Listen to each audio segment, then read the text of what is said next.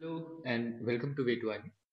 आज की इस क्लास में हम पढ़ने वाले हैं एसिड्स बेसिस एंड सॉल्ट्स के बारे में।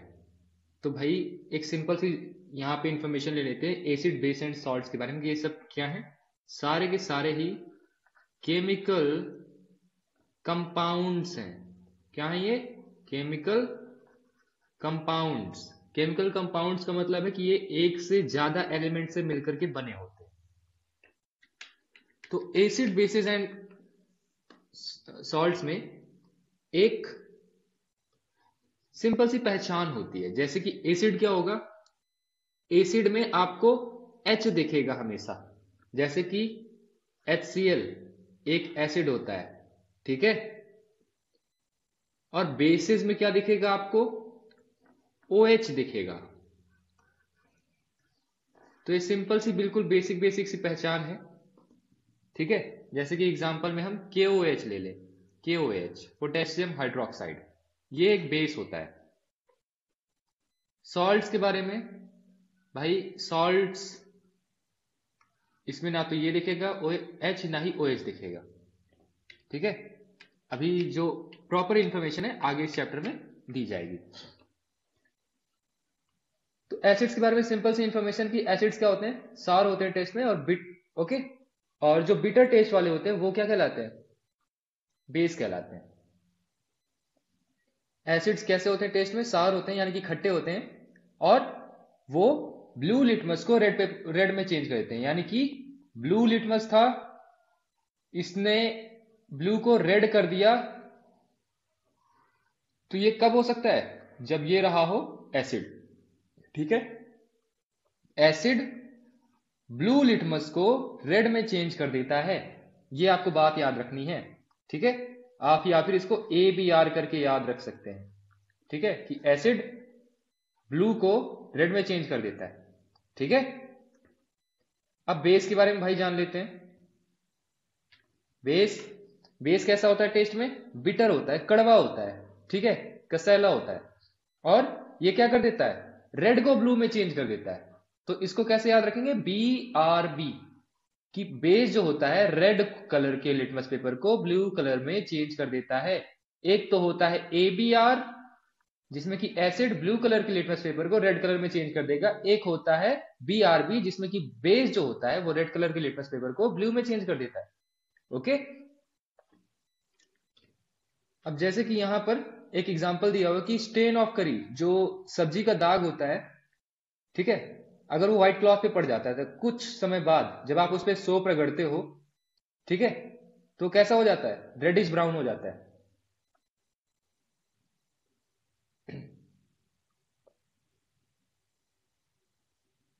ठीक है। जो रेडिश ब्राउन हो जाता है वो बाद में यहाँ पे सोप रगड़ने के बाद कैसा हो जाता है? येलो हो जाता है।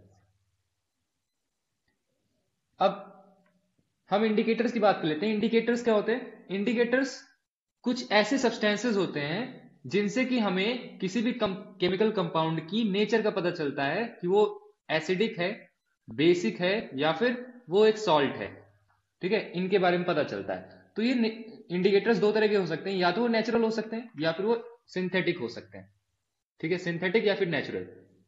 सिंथेटिक इंडिकेटर्स में मैथिल ऑरेंज हो गया, फिनोफ्थलीन हो गया, ठीक है, ये टेस्ट के लिए यूज किए जाते हैं। और नेचुरल में टर्मरिक ले लो, ठीक है। लिटमस भी एक नेचुरल इंडिकेटर है, और जबकि टर्मेरिक भी एक नेचुरल इंडिकेटर ही है। तो नेचुरल में क्या है? एक तो टर्मेरिक है, ठीक है, और दूसरा लिटमस है।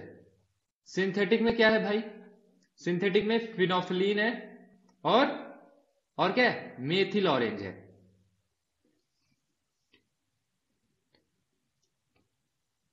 लिटमस के बारे में समझ लेते हैं भाई। ये जो एनसीईआरटी की जो यहाँ पे नोट्स बनी होती है ना, ये बहुत ही काम की होती है। लिटमस सॉल्यूशन क्या है? एक पर्पल डाई है जो कि लाइकेन नाम के एक प्लांट से निकाला जाता है। ये नाम याद रखना है।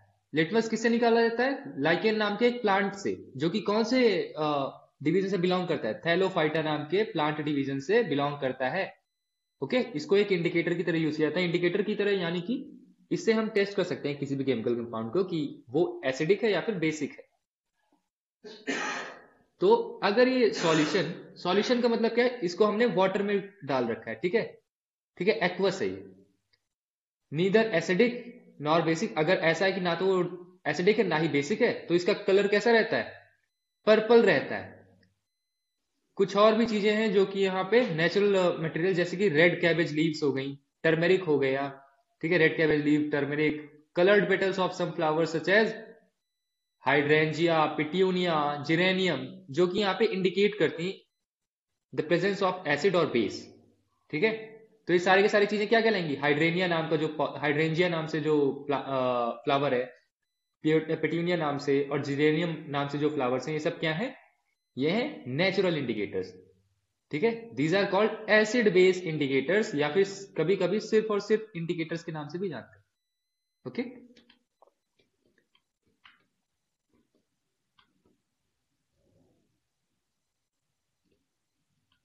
तो यहां पर केमिकल प्रॉपर्टीज के बारे में समझ लेते हैं।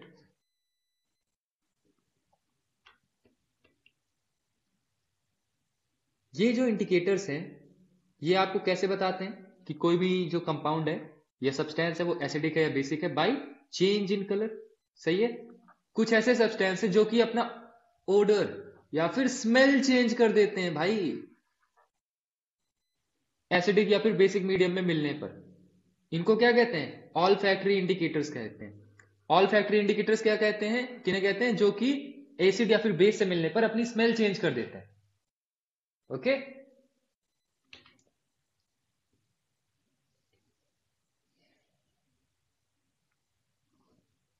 जैसे कि यहां पर अनियन को यहां पे लिया गया है, ठीक है। अनियन भी एक ऑल फैक्ट्री इंडिकेटर की तरह यूज किया जा सकता है।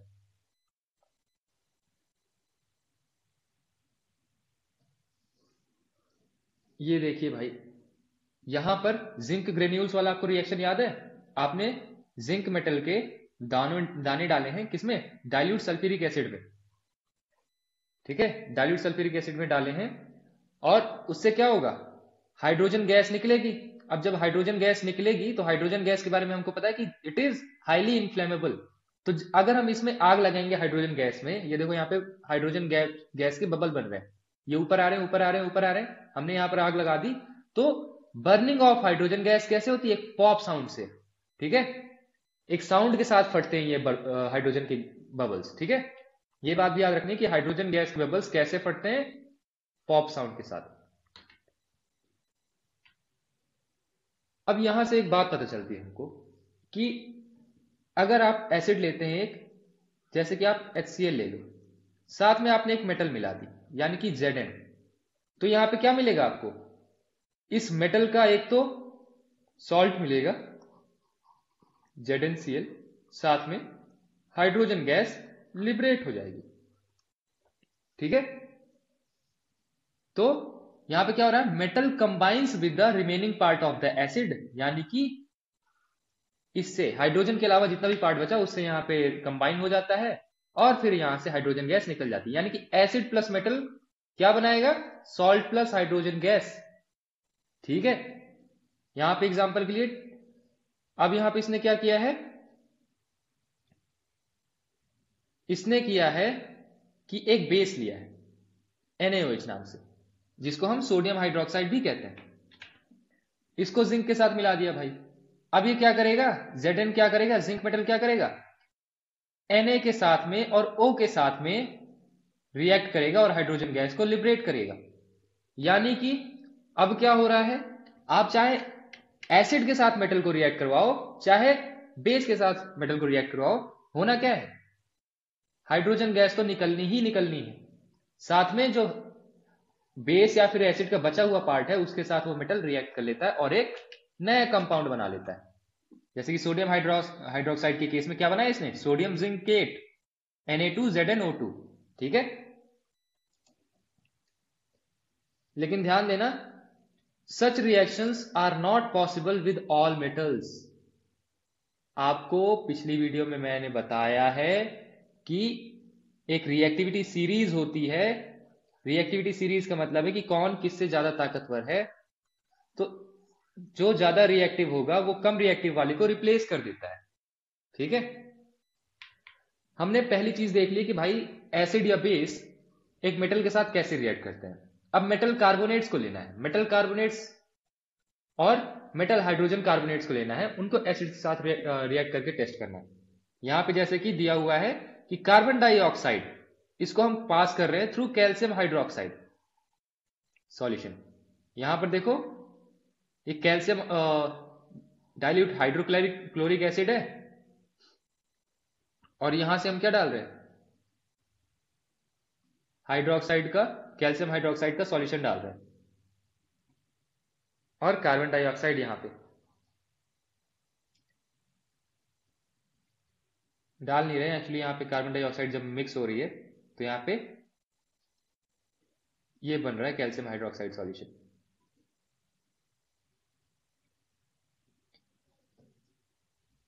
जैसे कि यहां पे सोडियम कार्बोनेट लिया हमने, जो कि एक मेटल कार्बोनेट है, सोडियम मेटल हो गया और CO3 यानी कि कार्बोनेट हो गया।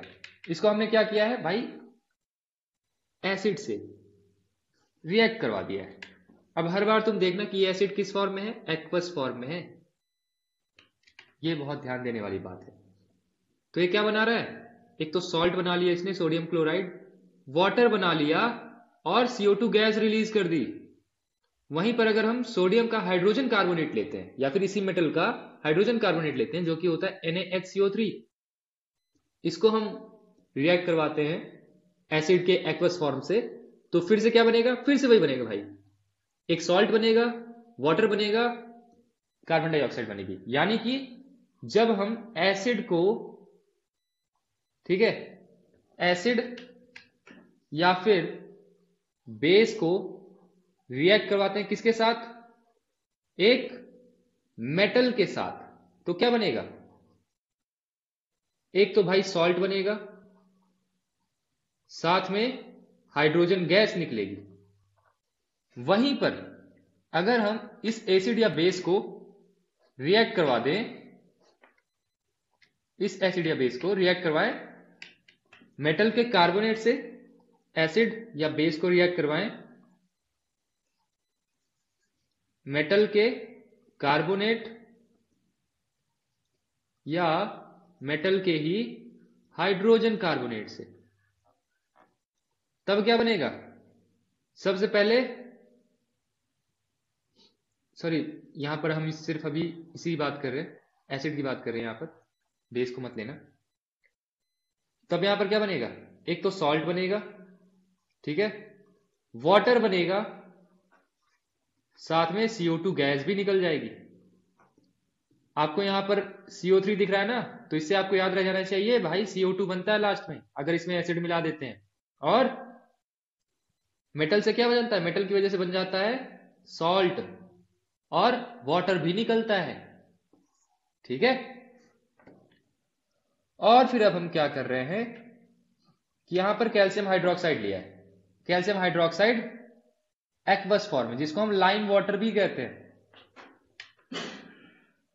उसके ऊपर आपने क्या किया है, CO2 गैस पास करी है, तो यहां पे क्या हो जा रहा है, व्हाइट प्रेसिपिटेट बन जा रहा है जो कि कैल्शियम कार्बोनेट बन रहा है, और साथ में हाइड्रोजन ऑक्साइड या फिर वाटर, जिसको हम सिंपल लैंग्वेज में कहते हैं, ये बन रहा है। तो कैल्शियम हाइड्रोक्साइड से अगर आप CO2 गैस पास कराएंगे तो क्या बनेगा, CaCO3, जो कि व्हाइट कलर का होता है प्रेसिपिटेट, ठीक है। CaCO3 कैसा होता है, कैल्शियम कार्बोनेट, व्हाइट कलर का प्रेसिपिटेट होता है भाई, ठीक है।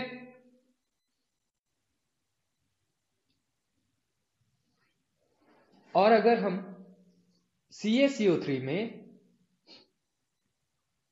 और ये जो वाटर था और CO2 इसको रिएक्ट करवाते हैं तो क्या बनेगा, CaHCO3 का होल ट्वाइस, जो कि वाटर में सॉल्युबल है।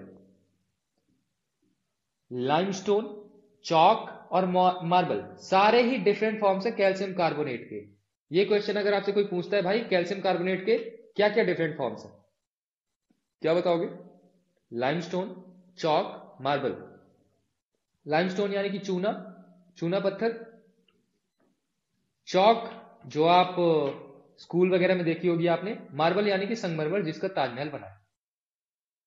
सारे के सारे मेटल कार्बोनेट्स या metal hydrogen carbonates react with acid to give a corresponding salt, carbon dioxide and water.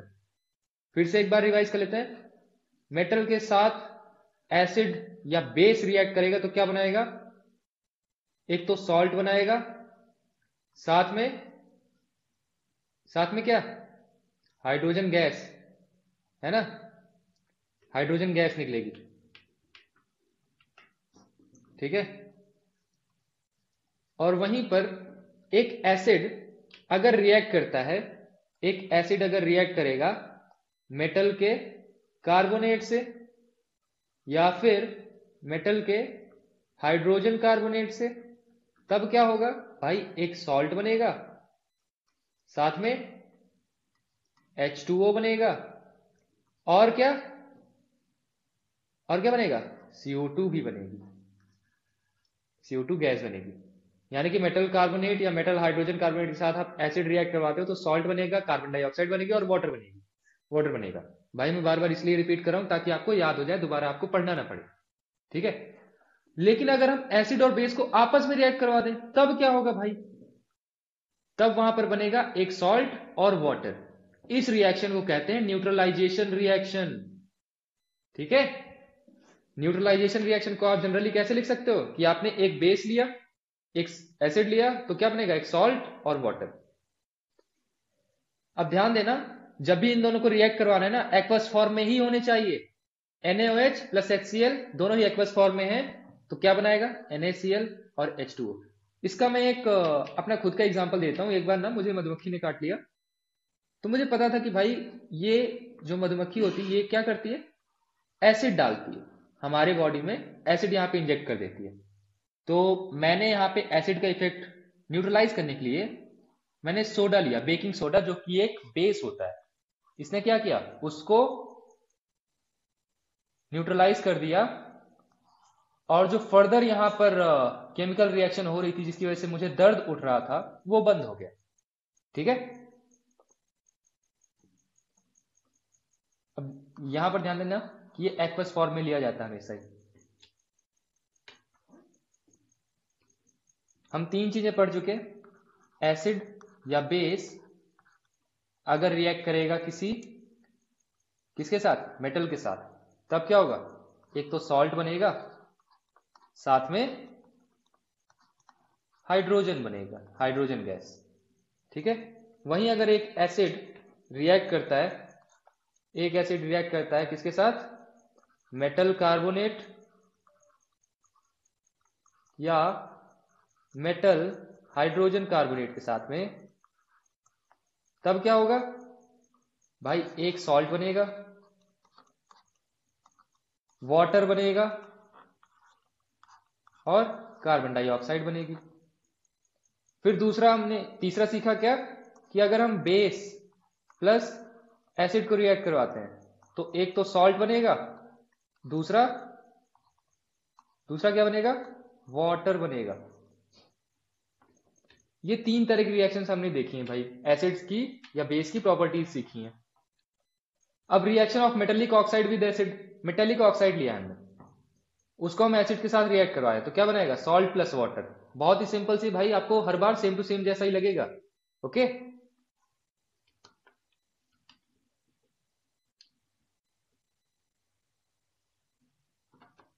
तो यहां पर जैसे कि एक एग्जाम्पल दे रखा है जो कि हमारे लिए इंपॉर्टेंट हो जाता है, पूछ सकता है यहां पर क्वेश्चन CDS वगैरह में, कि आपने क्या किया? कॉपर ऑक्साइड लिया है, ठीक है, एक बीकर में, और डाइल्यूट HCl उसमें धीरे धीरे ऐड कर दिया है, ओके। आपने कॉपर ऑक्साइड में डाइल्यूट HCl ऐड किया है, तो जो सॉल्यूशन का कलर है ना वो चेंज हो जाता है। वो जो सॉल्यूशन का कलर था धीरे धीरे कैसा बन जाता है? ब्लू ग्रीन कलर का हो जाता है। किसका? यहाँ पे कॉपर ऑक्साइड में जब हमने हाइड्रोक्लोरिक एसिड मिलाया तो क्या होता है? ब्लू ग्रीन कलर का हो जाता है, और कॉपर ऑक्साइड जो है घुल जाता है, उसमें डिसॉल्व हो जाता है। Blue green colour of the solution is due to the formation of copper chloride in the reaction, ठीक है, CuO। इसको आपने HCl के साथ रिएक्ट करवाया, क्या बन गया? CuCl2 बन गया, साथ में H2O बन गया। ओके, ये हमने बैलेंस कर दिया। अच्छा, यहाँ पे बैलेंस करने को लिखा है, वो तो हमने ऑलरेडी कर दिया, कोई बात नहीं। हमने 4 चीजें सीख ली। एसिड बेस को हम रिएक्ट करवाएंगे मेटल से, क्या बनेगा? याद हो गया है तो बहुत अच्छी बात है, सॉल्ट प्लस हाइड्रोजन। एसिड को हम रिएक्ट करवाएंगे मेटेलिक कार्बोनेट या मेटेलिक हाइड्रोजन कार्बोनेट से, तब क्या बनेगा भाई? तब बनेगा एक सॉल्ट, वाटर, CO2। सही है। अगर हम एक एसिड को रिएक्ट करवाएंगे बेस के साथ में, तो ये जो रिएक्शन है ये कहलाती है न्यूट्रलाइजेशन रिएक्शन, और बनता क्या है? Salt plus H2। और चौथी रिएक्शन अभी अभी हमने देखी कि अगर आप एक मेटेलिक ऑक्साइड लेते हो और उसको एसिड के साथ में रिएक्ट करवा देते हो, मेटेलिक ऑक्साइड लिया आपने और इसको रिएक्ट करवा दिया एसिड के साथ में, क्या बनेगा? एक तो सॉल्ट बनेगा और वाटर बन जाएगा भाई। यहां पर रिएक्शन में देखो, कहीं पर लिखी क्या? हाँ, ये रहा, CuCl2 प्लस H2O। ठीक है।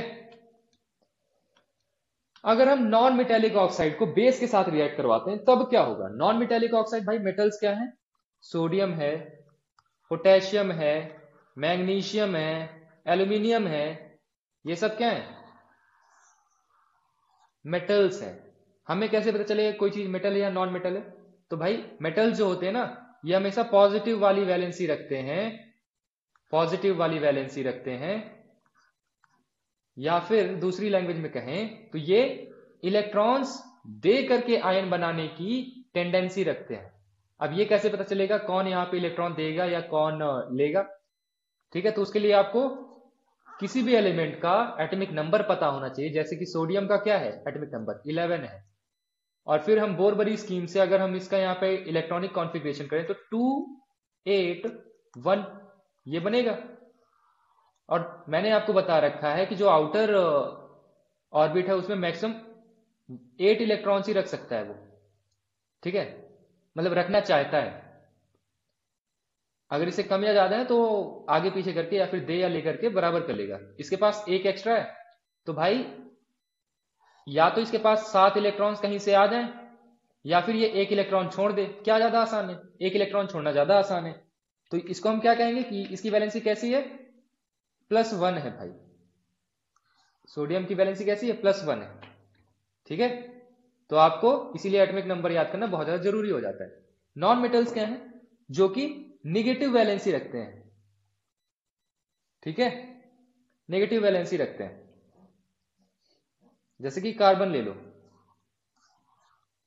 इसकी -4 ली जाती है, हालांकि ये यहां पे इलेक्ट्रॉन्स देता नहीं है, लेता नहीं है, शेयर करता है। तो कार्बन यहां पे नॉन मेटेलिक माना जाता है। नॉन मेटेलिक ऑक्साइड CO2 ले लें। ठीक है, इसको हम किसके साथ रिएक्ट करवा रहे हैं? एक बेस के साथ में। कैल्शियम हाइड्रोक्साइड साथ में हमने यहां पे रिएक्ट करवा दिया, CaOH का होल ट्वाइस, इसके साथ रिएक्ट करवा दिया। तो ये एक नॉन मेटेलिक ऑक्साइड हो गया और ये हो गया एक बेस हो गया, है ना। इसको जब हम रिएक्ट करवाते हैं तो क्या बनेगा? कार्बन डाइऑक्साइड बन रहा है। सॉरी, कार्बन डाइऑक्साइड तो हमने रिएक्ट करवाया ना। बनाता है एक सॉल्ट प्लस वाटर। ठीक है, हमने 5 चीजें सीख ली ना। एक तो एसिड या बेस, उसको अगर हम मेटल के साथ रिएक्ट करवाएंगे तो क्या बनाएगा? याद है? Hydrogen gas plus salt. किसी भी एसिड को हम मेटेलिक कार्बोनेट या हाइड्रोजन कार्बोनेट के साथ रिएक्ट करवाएंगे तब क्या बनेगा? वहां पर बनेगा H2O, salt plus water. Sorry H2O H2O salt और साथ में CO2, ठीक है।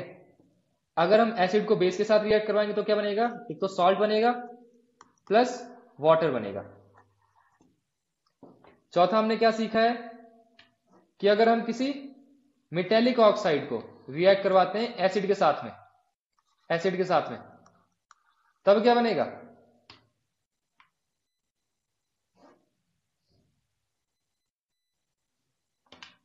यहां पर सॉल्ट प्लस वाटर बनता है। अगर एक नॉन मेटेलिक ऑक्साइड को हम बेस के साथ रिएक्ट करवाते हैं तब क्या बनेगा,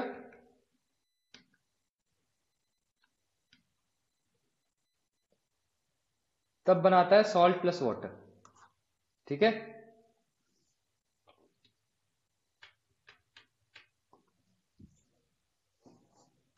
अब ध्यान दो, जो मेटेलिक ऑक्साइड्स हैं, मेटेलिक ऑक्साइड कैसे कहलाते हैं, बेसिक ऑक्साइड्स कहलाते हैं।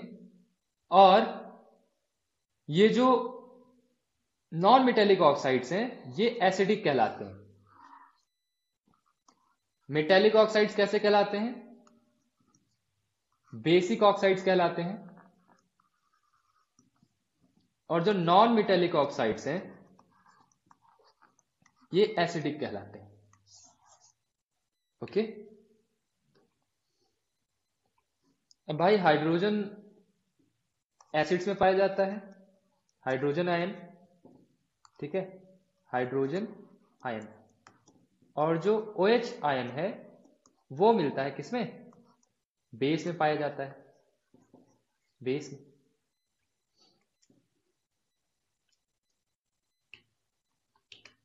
तो ये कॉमनैलिटी होती है इनमें। अब जो पॉजिटिव आयन होता है उसी को हम क्या कहते हैं, कैट आयन कहते हैं। कैट आयन किसको कहते हैं, पॉजिटिव आयन को। और निगेटिव आयन को कह देते हैं एन आयन, ठीक है।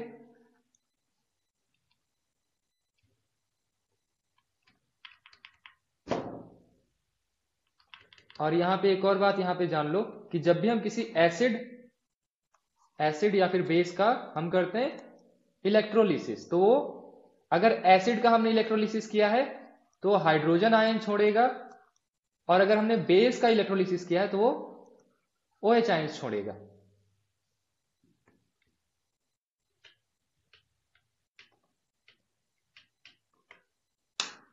अब ध्यान देना,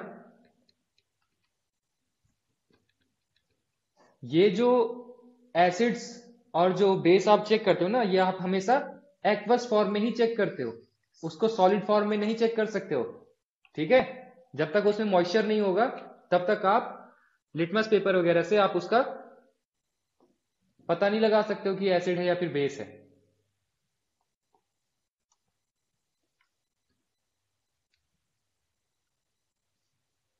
एग्जाम्पल यहां पे कुछ लिखे हुए हैं कि जब आप HCl को H2O के साथ रिएक्ट करवाते हो और यहां पर इलेक्ट्रोलिसिस करवा देते हो, ठीक है, ये जो मिक्सचर आपने बना रखा है इसमें आप इलेक्ट्रिसिटी प्रोड्यूस कराते हो, तो हाइड्रोनियम आयन जिसको H3O+ आयन बोला जाता है ये बनता है और क्लोरीन आयन बनता है।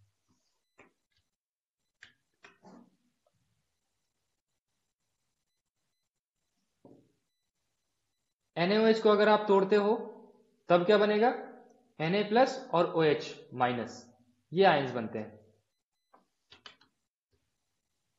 ये सारे के सारे देखो ये बेस हैं, सारे के सारे क्या दे रहे हैं, OH- आयन दे रहे हैं ना, यहां पर भी देखो, यहां पर भी देखो OH- आयन दे रहे हैं। तो बेस क्या करते हैं, जनरेट करते हैं हाइड्रोक्साइड आयन को यहां पे जनरेट करते हैं, which are soluble in water.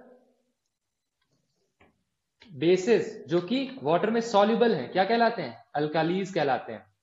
अल्कालीज और बेसिस में सिर्फ यही डिफरेंस है कि अल्कालीज स्पेसिफिक टाइप ऑफ बेसिस होते हैं जो कि वाटर में क्या है, सॉल्युबल हैं। वाटर में घुल जाने वाले बेसिस क्या कहलाते हैं, अल्कालीज कहलाते हैं। सारे के सारे basis do not dissolve in water, केवल एक अल्कली ही ऐसा बेस होता है जो कि डिसॉल्व होता है वाटर में, और अल्कली क्या एक टाइप ऑफ कैटेगरी है, ठीक है। और ये अल्कली कैसे होते हैं, सोपी होते हैं टच करने में, सोप जैसे आप टच करते हो ना वैसा लगता है। टेस्ट में बिटर होते हैं, कोरोसिव होते हैं। कोरोसिव मतलब कि ये किसी भी चीज को खराब कर सकते हैं या फिर वहां पे उसको खाना शुरू कर देंगे, खत्म करना शुरू कर देंगे।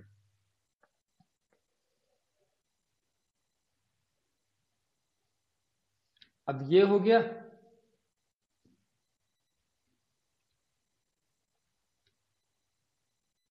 तो भाई the process of dissolving an acid और base in water is a highly exothermic one. आपको यहां पे कभी भी ये पूछा जाए कि हमको एसिड या फिर बेस को वाटर के साथ मिक्स करना है तो कैसे मिक्स करेंगे। ये जैसे कि टेस्ट ट्यूब है, ठीक है, ये है टेस्ट ट्यूब, ये टेस्ट ट्यूब है,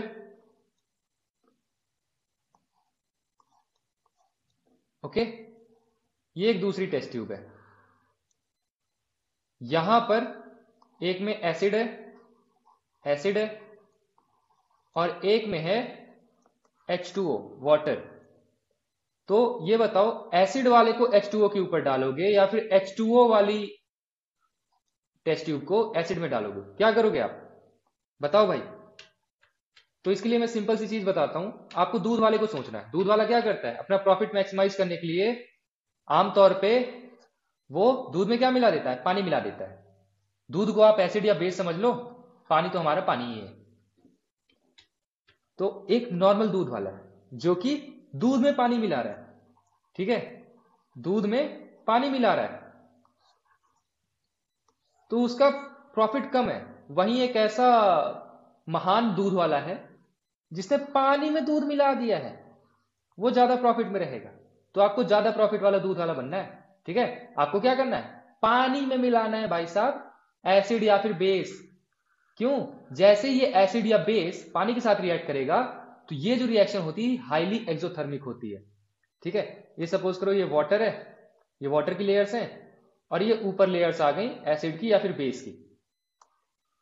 तो इससे क्या होगा, जैसे यहां पे रिएक्ट होगा तो ये वाटर यहां पे बहुत सारी हीट निकालेगा, है ना, लेकिन ये हीट यहां पर ट्रैप हो जाती है इस एसिड की लेयर के कारण।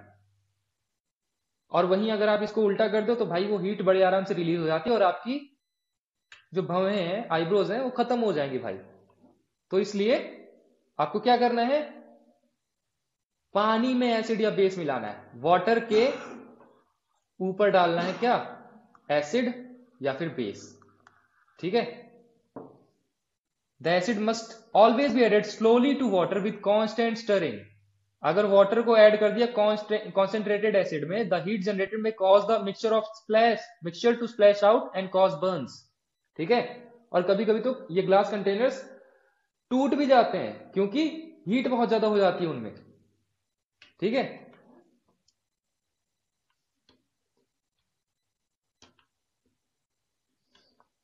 अब कोई भी एसिड या बेस कितना स्ट्रॉन्ग या फिर वीक होते हैं, स्ट्रॉन्ग एसिड या बेस की हम जब बात कर रहे हैं तो उनकी स्ट्रेंथ यहां पे हमें वो चेक करनी है।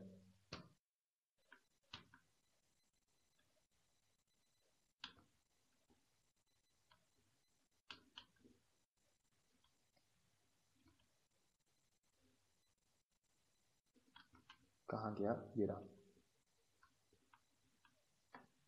भाई साहब। हमको ये समझ में आना चाहिए कि एसिड या बेस, एक तो हम कह सकते हैं कि भाई स्ट्रॉन्ग है और एक वीक है, ठीक है। और ये स्ट्रेंथ या वीकनेस हम उसके कॉन्सेंट्रेशन के हिसाब से डिसाइड कर सकते हैं कि जिसमें हाइड्रोजन आयन, एक ऐसा एसिड जिसमें हाइड्रोजन आयन का कॉन्सेंट्रेशन बहुत ज्यादा है, वो ज्यादा स्ट्रॉन्ग एसिड कहलाएगा। एक ऐसा बेस जिसमें OH आयंस बहुत ज्यादा अमाउंट में, रेशियो में है, तो वो ज्यादा स्ट्रॉन्ग बेस कहलाएगा, ठीक है। और जैसे जैसे इनका यहाँ पे कॉन्सेंट्रेशन कम होता जाता है, इनकी स्ट्रेंथ भी क्या होती है, कम होती जाती है, ओके। तो ये चेक कैसे किया जाता है भाई कि कौन ज्यादा स्ट्रांग है या फिर कौन वीक है।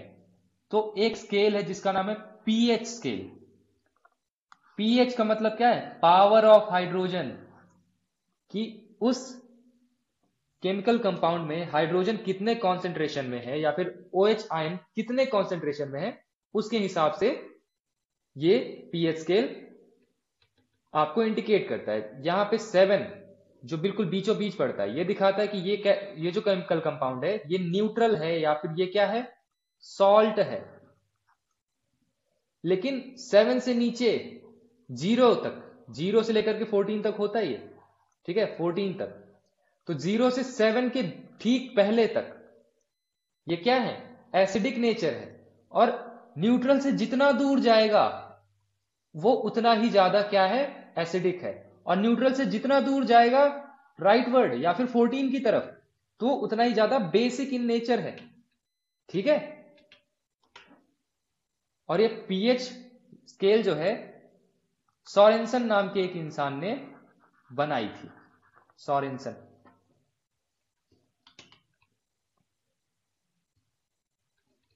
ये आपको यहां पे याद कर लेना है कि ये अलग अलग चीजें हैं। गैस्ट्रिक जूस 1.2 की यहां पे पीएच वैल्यू रखता है, तो ये बहुत ही ज्यादा एसिडिक होता है।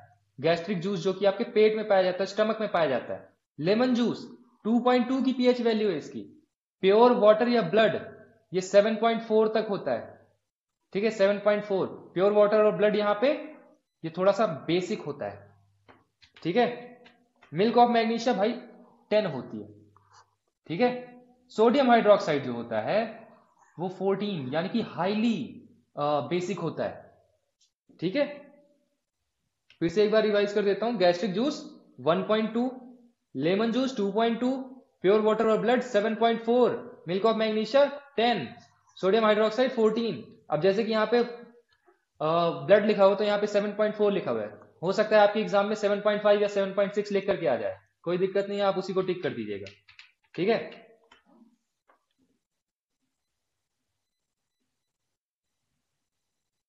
Importance of pH in everyday life क्या है भाई? जितने भी प्लांट्स और एनिमल्स हैं उनकी जो बॉडी है ना, एक सर्टेन पीएच रेंज में काम करती है। जैसे कि हमारी ह्यूमन बॉडी जो है वो पीएच रेंज चाहती है 7.0 से लेकर के 7.8 तक, यानी कि या तो न्यूट्रल या फिर न्यूट्रल से हल्का सा बेसिक। 7.0 से 7.8 तक की पीएच वैल्यू के बीच में काम करती है ह्यूमन बॉडी। अब इससे जैसे ही इधर उधर गया ना, थोड़ा सा 7 पॉइंट से नीचे गया तब भी दिक्कत है, 7.8 से ऊपर गया तब भी दिक्कत है।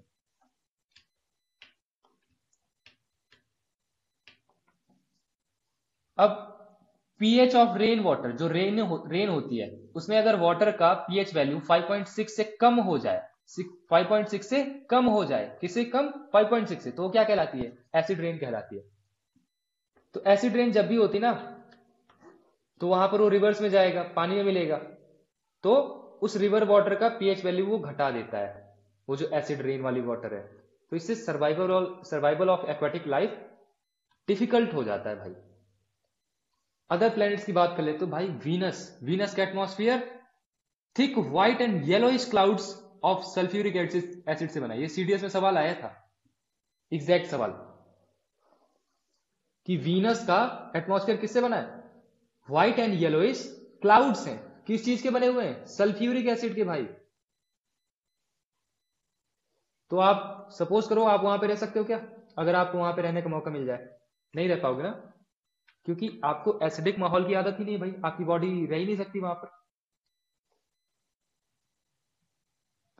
किसी भी प्लांट को उगने के लिए उसकी भी एक सर्टेन पीएच वैल्यू चाहिए, एक सर्टेन रेंज में, तो वो भी सॉइल में भी आपको पीएच वैल्यू बहुत मैटर करती है।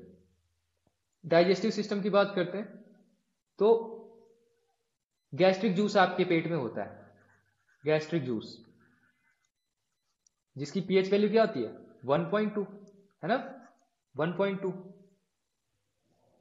जब आप खाना खाते हो ना तो आपकी बॉडी ये गैस्ट्रिक जूस या फिर हाइड्रोक्लोरिक एसिड प्रोड्यूस करती है। लेकिन सपोज करो आपने बहुत ज्यादा खाना खाया, तो बहुत ज्यादा खाना खाने पर ये बहुत ज्यादा बॉडी आपका, जो आपकी बॉडी है HCl बहुत ज्यादा प्रोड्यूस करेगी। अब जब HCl जहां पे ज्यादा प्रोड्यूस करेगी तो क्या होगा, आपको जलन होने लगेगी पेट में और इरिटेशन होगी, दर्द होगा। तो इससे आप छुटकारा पाने के लिए क्या करते हो, एंटासिड्स का यूज करते हो। एंटासिड्स का एग्जांपल इनो, ठीक है।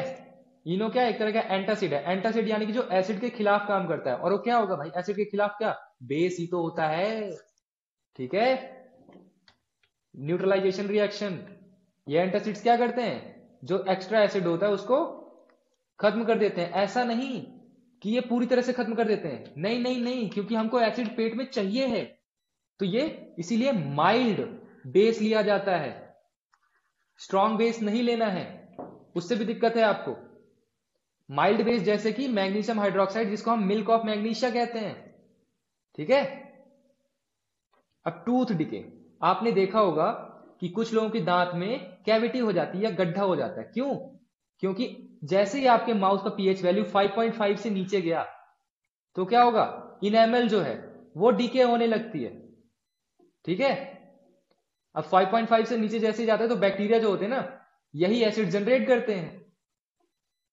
कैसे जनरेट करते हैं, जो शुगर है आपके यहाँ पे माउथ में, और जो फूड पार्टिकल्स हैं जो आपके माउथ में बचे हुए हैं, उनका डिग्रेडेशन करते हैं ये बैक्टीरियाज, और यहाँ पे एसिड्स प्रोड्यूस करते हैं, और आपके माउथ का पीएच वैल्यू कहां ले जाते हैं, 5.5 से नीचे। अब यहां पर हो जाएगी आपको दिक्कत। आपके दांतों का जो इनेमल है या फिर जो लेयर्स हैं, डिफरेंट डिफरेंट लेयर्स हैं दांतों की, वो क्या होंगी, वो डिके करने लग जाएंगी। ठीक है। पहले ये गई, फिर यहां पर ये कैविटी आपको हो जाएगी, फिर धीरे धीरे और बड़ी कैविटी होगी, और ये धीरे धीरे तो क्या पता दांत ही गायब हो जाए, और फिर बगल वाले दांत भी इन्फेक्ट होने लगते हैं। ओके। इसीलिए जो आप टूथपेस्ट यूज करते हो तो उसमें बेस मिलाया जाता है। ठीक है, ताकि आपका जो माउथ का जो पीएच वैल्यू है ना, उसको मेंटेन किया जा सके, रेगुलेट किया जा सके। Using toothpaste which are generally basic for cleaning the teeth can neutralise the excess acid and prevent tooth decay. इसके अलावा जैसे हनी बी है, तो वो भी यहां पे क्या करती है, स्टिंग करती है, और एसिड यहां पे रिलीज करती है। और उस एसिड का इलाज आप कैसे कर सकते हो, बेकिंग सोडा ले लो, उसको हल्का सा पानी में मिला करके लगा लो जहां भी काट लिया है उसने, सही हो जाएगा तुरंत ही। ठीक है। अब जो नेटल होता है वो इंजेक्ट कर देता है methanoic acid. Methanoic acid acid ही तो है। ध्यान दो, जितने भी ऑर्गेनिक एसिड होते हैं, ऑर्गेनिक एसिड यानी कि जो लिविंग बीइंग से प्रोड्यूस होते हैं एसिड्स, वो कैसे होते हैं, वीक एसिड होते हैं। और वीक एसिड को न्यूट्रलाइज करने के लिए आपको हमेशा ही कैसा बेस लेना है, वीक बेस लेना है। ठीक है, वीक बेस लेना है। यहां पर नेटल अगर यहां पे इंजेक्ट कर रहा है तो कैसा एसिड इंजेक्ट कर रहा है, मिथेनोइक एसिड। एक एंट, चींटी, वो भी मिथेनोइक एसिड ही क्या करती है, इंजेक्ट करती है आपकी बॉडी में। नेचर यहां पर न्यूट्रलाइजेशन ऑप्शंस प्रोवाइड करती है। नेटल क्या है, एक हर्बेसियस प्लांट है जो कि जंगलों में उगता है। इसकी लीव्स स्टिंगिंग हेयर वाली होती हैं। अगर ये चुभ जाता है आपको तो दर्द होता है। इस दर्द से बचने के लिए आप क्या कर सकते हो, यहां पर एक माइल्ड बेस ले लो, पानी में थोड़ा सा मिला लो, और उसको उसी के ऊपर अप्लाई कर लो जहां पर ये आपको चुभे काटे। पानी में क्यों मिलाना है, क्योंकि आपको पता है कि एसिड और बेस जो है किसी दूसरे के साथ में हमेशा एक्वस फॉर्म में ही रिएक्ट करते हैं। किस फॉर्म में, एक्वस फॉर्म में। अभी कुछ यहां पे नेचुरली अकरिंग एसिड्स हैं, उनके नाम और नेचुरल सोर्स समझ लेते हैं। विनेगर, विनेगर का केमिकल नाम क्या है, एसिटिक एसिड। ऑरेंज से क्या मिलता है, साइट्रिक एसिड। टैमरिंड से टार्टरिक एसिड। टोमेटो से ऑक्जेलिक एसिड। जो कर्ड होता है, कर्ड में कौन सा एसिड होता है भाई, लैक्टिक एसिड होता है। लेमन में साइट्रिक एसिड, लेमन और ऑरेंज में साइट्रिक एसिड। जो खट्टे फल होते हैं, सार फ्रूट्स होते हैं, उनमें क्या होता है आमतौर पे, साइट्रिक एसिड होता है। जो चींटी होती है, चींटी के काटने से क्या होता है, या फिर नेटल के काटने से क्या होता है, वो स्टिंग लगने से क्या होता है, मीथेनोइक एसिड वहां निकलता है। ठीक है। सॉल्ट्स के बारे में समझ लेते हैं भाई। सॉल्ट्स की ना फैमिली होती है। ठीक है। फैमिली जैसे कि कोई क्लोरीन फैमिली का होगा, कोई फ्लोरीन फैमिली का होगा, इस तरह से डिफरेंट डिफरेंट फैमिली के होते हैं। ओके। सल्फेट फैमिली के हो सकते हैं। सॉल्ट का यहाँ पे पीएच वैल्यू क्या होता है? यूजुअली यहाँ पे न्यूट्रल होता है, ठीक है। Salts of a strong acid and a strong base are neutral with pH value of 7। लेकिन अगर आप एक सॉल्ट बना रहे हैं स्ट्रॉन्ग एसिड और वीक बेस के साथ में, तो थोड़ा बहुत तो एसिडिक वो रहेगा, ठीक है। तो अगर आपने एक ऐसा रिएक्शन करवाया था जिसमें कि एक स्ट्रॉन्ग एसिड था, दूसरा वीक बेस था, तो अब जो सॉल्ट बना वो कैसा रहेगा? वो एसिडिक रहेगा। जबकि आप एक स्ट्रॉन्ग बेस और वीक एसिड ले रहे हो तो कैसा रहेगा? वो बेसिक रहेगा नेचर में। सिंपल सी बात है। यानी कि जो सॉल्ट होते हैं जरूरी नहीं कि वो न्यूट्रल हो। सॉल्ट न्यूट्रल भी हो सकते हैं, एसिडिक भी हो सकते हैं, बेसिक भी हो सकते हैं। ओके, डिपेंड करता है कि वो सॉल्ट बना कैसे। Chemicals from common salt. Sodium chloride की बात करते हैं भाई। कैसे बनता है? आपने सोडियम हाइड्रोक्साइड लिया और हाइड्रोक्लोरिक एसिड लिया, तो उससे सोडियम क्लोराइड मिल जाएगा आपको। तो जो फूड में आप नमक यूज करते हो ना, वो सोडियम क्लोराइड ही होता है। महात्मा गांधी जी ने दांडी मार्च निकाला था ना, वही सोडियम क्लोराइड के लिए ही निकाला था। ओके। सी वाटर में बहुत तरह के सॉल्ट्स होते हैं। सोडियम क्लोराइड इनसे सेपरेट कर लिया जाता है। क्यों? क्योंकि ये हम यूज करते हैं फूड में। These large crystals जो कि सोडियम क्लोराइड है are often brown due to impurities. और इसको हम क्या कहते हैं? रॉक सॉल्ट कहते हैं या काला नमक कहते हैं। ठीक है, काला नमक पता है ना आपको? काला नमक या रॉक सॉल्ट, इसी को हम थोड़ा सा रिफाइन करके सोडियम क्लोराइड बना लेते हैं और फूड में यूज करते हैं। Rock salt is mined like coal. ठीक है। Common salt thus obtained is an important raw material for various materials of daily use। Common salt से हम और भी चीजें बनाते हैं, ठीक है। जैसे कि सोडियम हाइड्रोक्साइड हो गया जो कि एक बेस है, baking soda, washing soda, bleaching powder, और भी बहुत सारे केमिकल्स हैं जो कि किसकी वजह से पॉसिबल हैं? कॉमन सॉल्ट की वजह से। तो एक सब्सटेंस दूसरे अदर सब्सटेंसेस को बनाने के लिए जरूरी हो सकता है। सोडियम हाइड्रोक्साइड की बात करते हैं जो कि एक बेस है। सोडियम हाइड्रोक्साइड को अगर हम एक्वस सॉल्यूशन लेंगे, ठीक है, वाटर में मिला देंगे और फिर इसमें हम क्या करें? इलेक्ट्रिसिटी प्रोड्यूस करते हैं अगर, तो क्या होगा? NaOH बन जाएगा और क्लोरीन गैस निकलेगी और हाइड्रोजन गैस निकलेगी भाई। तो ये क्या कर रहा है? यहां पर it decomposes to form sodium hydroxide, or this process is called the chlor-alkali process because of the products formed, chlor for chlorine and alkali for sodium hydroxide। alkali याद है आपको? alkali क्या होते हैं? bases which are soluble in water, soluble in water, ये क्या कहलाते हैं? एल्काली कहलाते हैं भाई। ठीक है।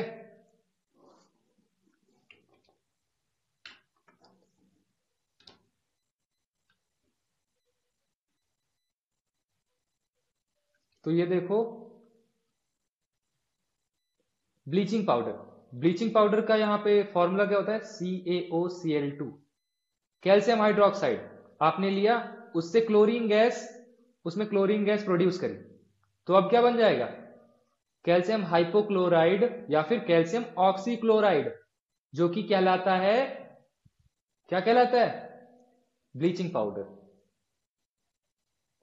COH का होल ट्वाइस क्या कहलाता है? अच्छा, स्लेक्ड लाइम कहलाता है, या फिर हिंदी में बुझा हुआ चूना कहलाता है, स्लेक्ड लाइम। ओके।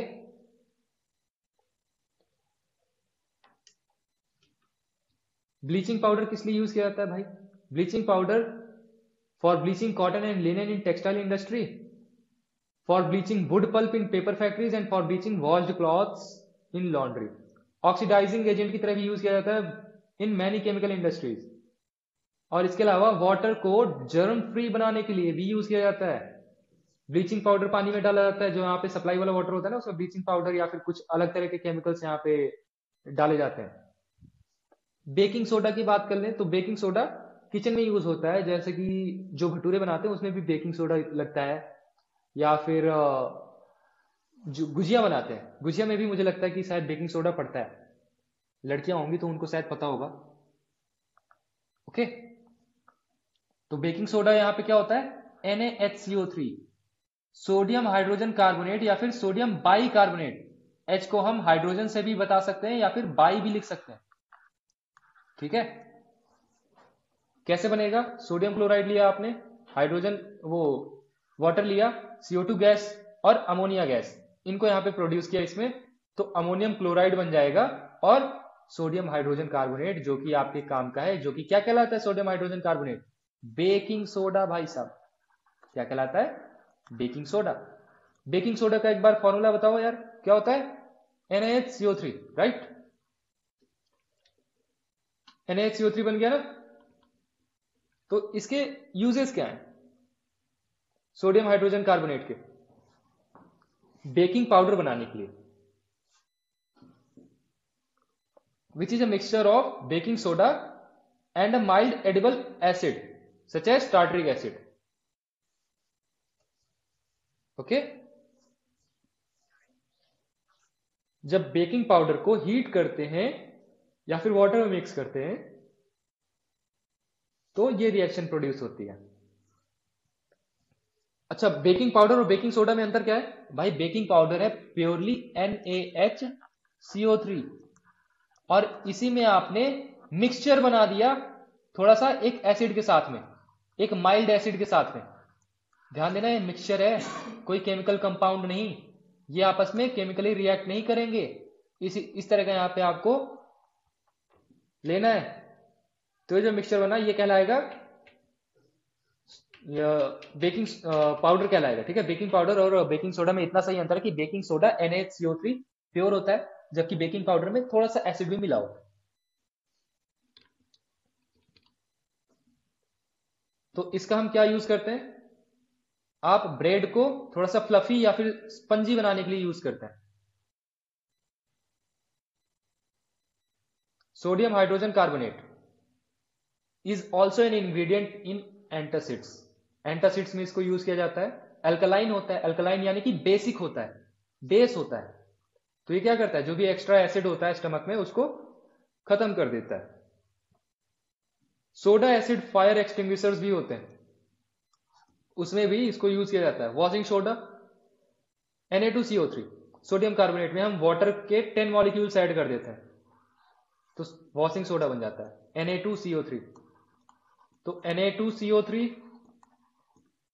इसमें 10 मॉलिक्यूल्स एडेड हैं, किसके, वाटर के, तो ये क्या है, वॉशिंग सोडा। भाई वॉशिंग सोडा से याद रखना वाटर, वॉशिंग सोडा में आपको वाटर की जरूरत पड़ती है ना, तो ये रहा वाटर Na2CO3। और NaHCO3 क्या होता है, बेकिंग सोडा होता है। ये क्या होता है, ये बेकिंग सोडा।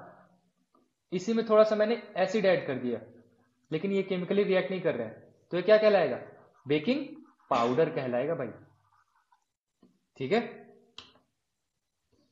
वॉशिंग सोडा के क्या क्या यूज है भाई, कपड़े धोने के लिए सोडियम कार्बोनेट, जो कि वॉशिंग सोडा है, बस उसमें थोड़ा सा वाटर मॉलिक्यूल्स एडेड होता है। ये ग्लास, सोप या पेपर इंडस्ट्रीज में यूज किया जाता है। सोडियम कंपाउंड जैसे कि बोरैक्स, ये बनाने में यूज किया जाता है।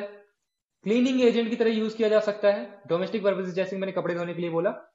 परमानेंट हार्डनेस ऑफ वाटर, इसको हटाने के लिए भी यूज किया जा सकता है washing powder, sorry washing soda.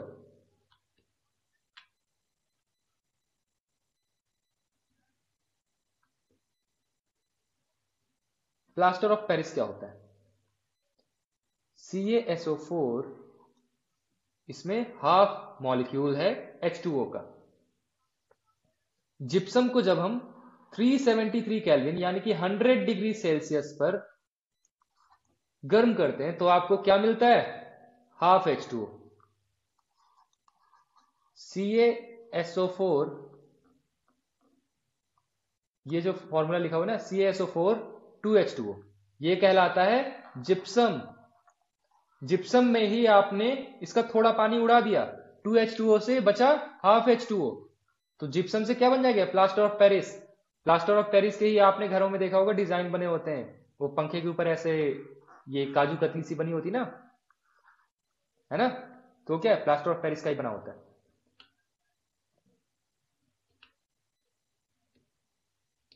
इसको अगर हम वापस से पानी मिला देंगे तो फिर से जिप्सम बन जाएगा। पानी सुखा दो जिप्सम का तो बन जाएगा plaster of Paris. Plaster of Paris में पानी ऐड कर दो तो बन जाएगा जिप्सम।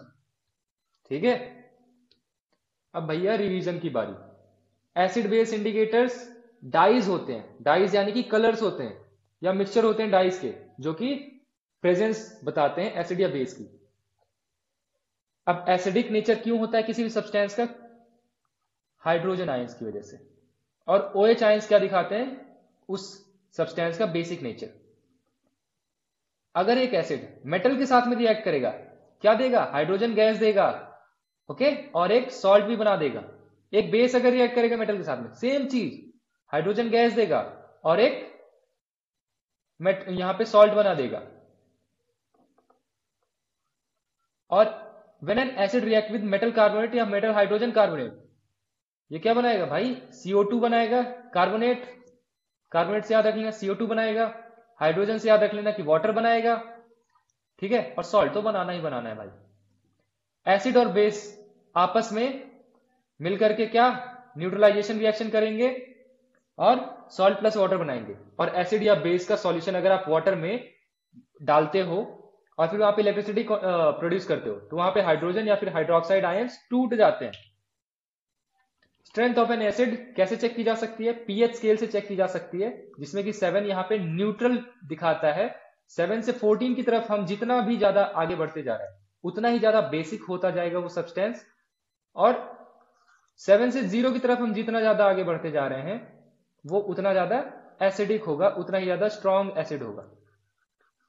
ठीक है, अब जो एक न्यूट्रल सॉल्यूशन होगा उसकी पीएच वैल्यू क्या होगी? एग्जैक्टली 7 होगी।